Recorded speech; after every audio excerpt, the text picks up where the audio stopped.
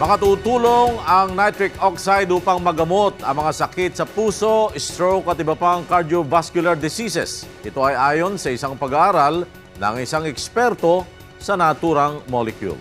Ito ang balita ni Cecil Budenya.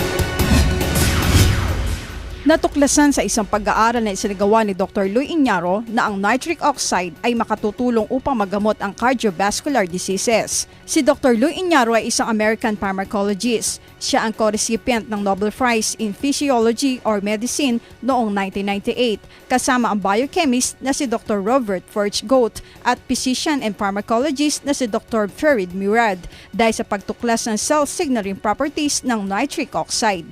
Ang nitric oxide ay isang uri ng molecule na may chemical formula na NO.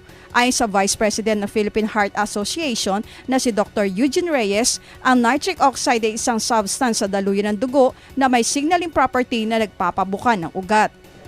Nitric oxide is a substance in our blood vessel that makes our blood vessel dilate or bumubuka, nagpapabuka ng ugat. Pagka healthy ang ugat mo, marami kang nitric oxide. At pagka marami kang nitric oxide, hindi nagbabara ang ugat.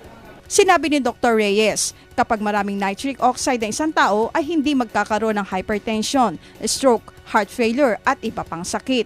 Pero babala ni Dr. Reyes, maraming dahilan para mahinto ang pagre-release ng nitric oxide sa ugat ng katawan ng tao tulad ng pagkakaroon ng alta presyon, diabetes at sobrang paninigarilyo.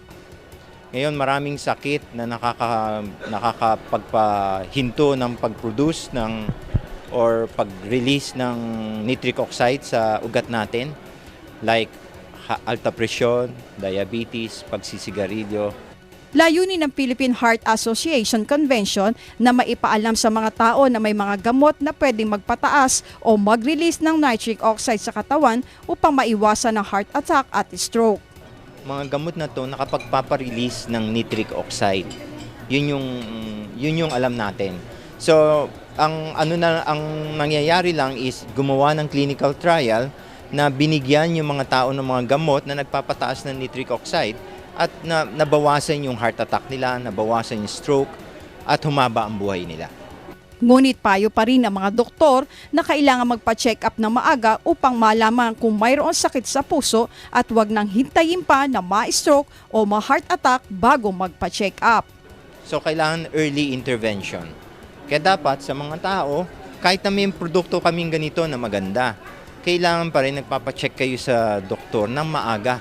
Huwag niyong hintayin na heart attack kayo o na stroke na kayo bago kayo magpa-check up sa doktor. Cecil Budenya, UNTV News, Worldwide.